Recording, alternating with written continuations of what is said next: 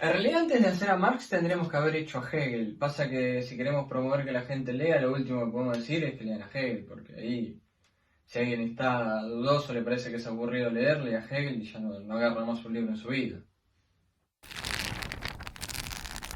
¿Qué tal, amigos de YouTube? Mi nombre es Matías y esto es la Biblioteca de Babel. Hoy vamos a hablar de un personaje que genera mucha polémica porque se ha metido fuertemente en la construcción política de las ideas de las personas. No digo que otros pensadores no lo hagan, como ya hemos visto con el tema de Platón y de Nietzsche, porque en realidad la realidad es política, todo es político. Pero en Marx hay algo del orden establecido productivo que se rompe muy fuertemente y que por eso lleva a que muchos lo odien o lo detesten o lo critiquen como un generador de pobreza y demás. Así que lo que vamos a hacer en este video es explicar dónde está la pureza del pensamiento de Marx. No el marxismo y las derivaciones que ha tenido el marxismo y sus formas de llegar a la praxis, si se quiere, o a la realidad cotidiana nuestra, sino cuáles son las ideas más puras de Marx, donde él piensa la transformación de las personas, los cambios que quiere hacer y esa forma de comunismo, ¿no? De dictadura del proletariado, que siempre hay que recordar que Marx no deja de ser un filósofo, y en su mundo ideal, al igual que el mundo de la República de Platón, sigue siendo un idealismo casi, si no diría por completo, utópico. Hechas estas aclaraciones, comenzamos. Cuando hablamos de Marx, siempre hay que tener en cuenta que Marx es un personaje que ha sido tan manoseado, tan despedazado, tan abusado, que sus ideas siempre nos llegan completamente degradadas o distorsionadas. No digo que esto solo suceda con Marx, por el contrario, pasa con otros autores como Nietzsche o Platón. La diferencia es que nadie en nombre de Nietzsche o Platón generó una revolución, instaló un gobierno autoritario o creó un esquema económico antinómico al sistema hegemónico que nos gobierna. Esto hace que Marx sea un pensador que está lleno de prejuicios por gran parte de nuestra sociedad, ya sea que lo odien porque lo consideran un generador de pobreza en el mundo o que lo admiren desde un fanatismo sesgado e idílico. Por lo general, cuando se habla de Marx se suele reducir la discusión al Marx político o al Marx económico, haciendo un reduccionismo muy grande de sus ideas principales y dejando de lado la parte central de su pensamiento, en la cual la realidad que se nos presenta oculta su trama, o sea, que el poder económico siempre necesita crear un tipo de creencia para justificar su lugar de privilegio en el sistema. Entonces, cuando nos dicen que el pobre es pobre porque quiere o que de la pobreza se sale trabajando, nos están imponiendo un falso relato de origen en donde hay una clase que no hizo lo suficiente para llegar a un determinado lugar de privilegio. La filosofía de Marx es una apuesta a favor de los más necesitados. Es innegable que en todos sus textos hay una sensibilidad frente al sufrimiento de los más débiles. Marx busca dar respuesta a un fenómeno que es histórico y al que nadie antes había planteado como un problema, que es el problema del hambre y la miseria en el mundo. Porque para Marx no se puede hablar del ser y la nada sin hablar al mismo tiempo de los que poseen y de los que no poseen. Lo que vamos a explicar en este video es cómo está constituido el pensamiento de Marx para volver lo máximo posible a la pureza de sus ideas.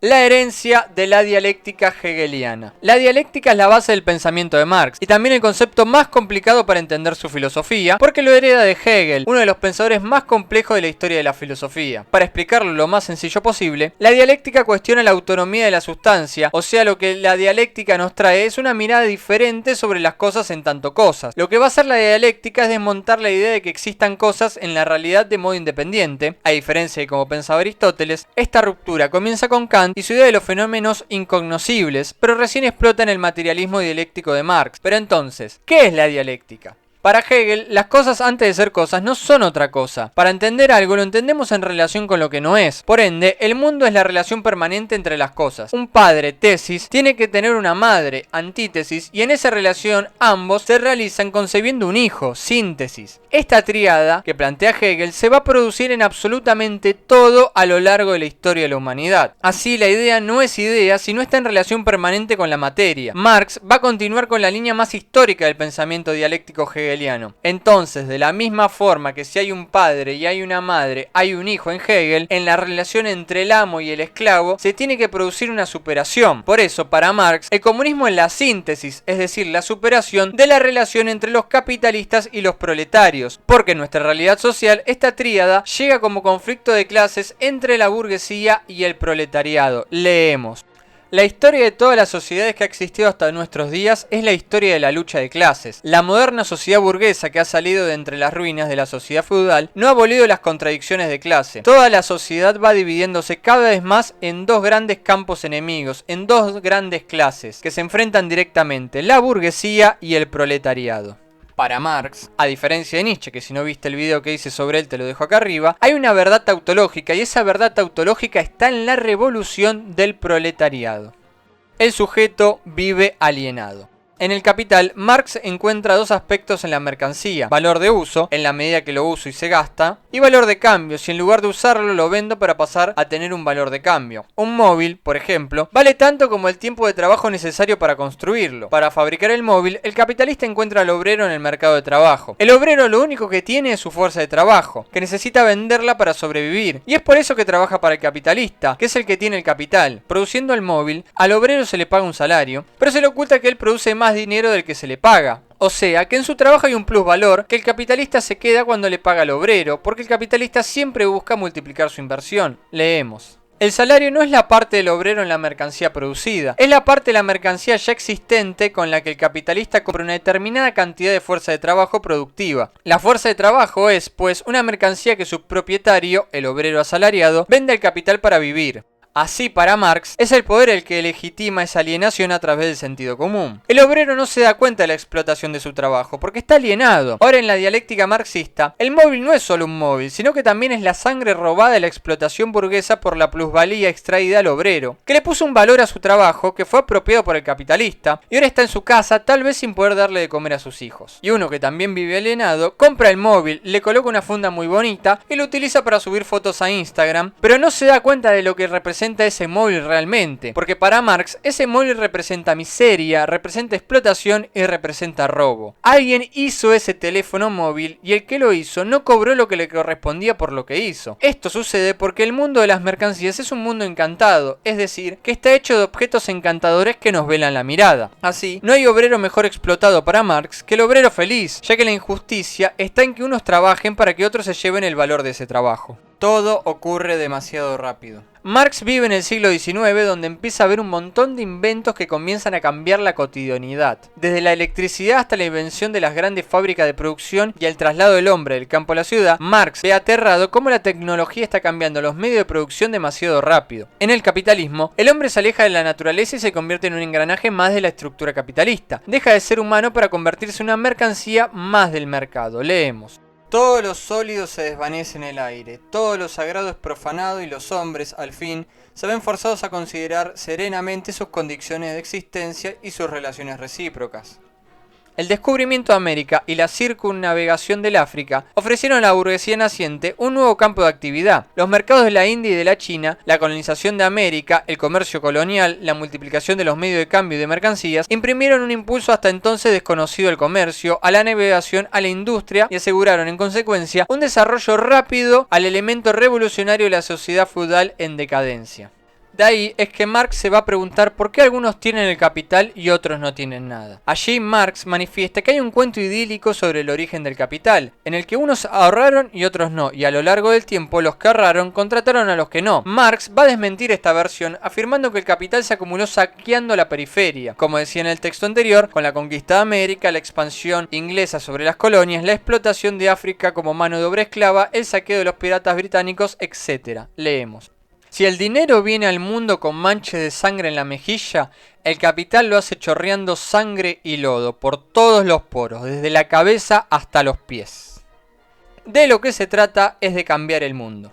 Marx se hace cargo de la realidad social de su época y lo hace desde el lugar de la transformación. Ojo, que Marx no rechaza la idea de que la filosofía es teoría, pero esa teoría tiene que poder llevarse a la praxis. La palabra se tiene que ir convirtiendo en un arma. La teoría sirve en la medida en que se genera una práctica concreta. De este concepto surge la vanguardia, de donde van a aparecer líderes políticos como Lenin y el Che Guevara. Leemos. Los filósofos no han hecho más que interpretar los diversos modos del mundo, pero de lo que se trata es de transformarlo. Es necesario que todos los conceptos abstractos de la filosofía encarnen y sirvan para crear las diferentes formas de la conciencia social en la práctica. Si no, la filosofía no sirve para nada, porque pensar el mundo es transformarlo para Marx. Por eso, la emancipación del proletariado se produce a través de la desnaturalización y desmantelación de las prácticas opresivas de la época. Leemos. Hoy en día existe la esclavitud en el sentido social, físico, moral e intelectual.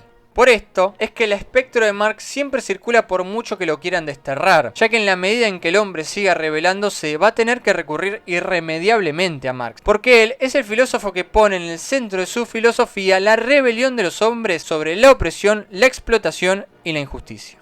Bueno, hasta ahí el video sobre Marx y cómo entender a Marx para comprender un poco el mundo en el que vivimos, ¿no? Marx es un pensador de ruptura, ¿no? De quiebre, pero que además ha sido utilizado tanto por la derecha como por la izquierda. Hay grandes magnates empresarios que han utilizado el capital para poder reconocer de una mejor manera los métodos de explotación también. No es que solamente lo ha utilizado el Che Guevara, Lenin, Mao Zedong y todos los comunistas a los cuales una gran parte de la población les tiene terror o miedo, ¿no? Siempre viene el comunismo como si viene el fantasma o viene el coco. En ese sentido, es bueno volver un poco a veces a la pureza de la construcción de las ideas marxistas para poder pensar a Marx desde Marx, ¿no? Y no después uno termina leyendo como a Orwell, uno de los que vimos la semana pasada, con el desencanto de donde cayeron las ideas marxistas, pero uno nunca llega a Marx, sino que llega a todas las derivaciones de Marx. Lo mismo que pasaba, como decíamos, con autores como Platón o Nietzsche. Si te gustó el video, dale like, compartilo, deja un comentario, compartirlo con tus amigos y nos vemos en una próxima emisión. Néstor, no sé si sabías, pero bueno, esa dialéctica hegeliana que tiene esa triada que es perfecta, tiene dos fallos, los negros y los judíos. Pero claro, como Hegel se autoconsidera el fin de la historia y el pensador perfecto, ¿no? Como que con él cierra toda la filosofía, ¿qué va a decir? Tiene que defender su teoría. Entonces, los negros no tienen historia. Y los judíos no, los judíos fueron un error, o sea, después de Cristo ya no tendrían que haber continuado, es como que son un fallo de la Matrix, un capo Hegel, no le importaba nada, con tal de defender la teoría no le importaba nada, me hace acordar más de uno.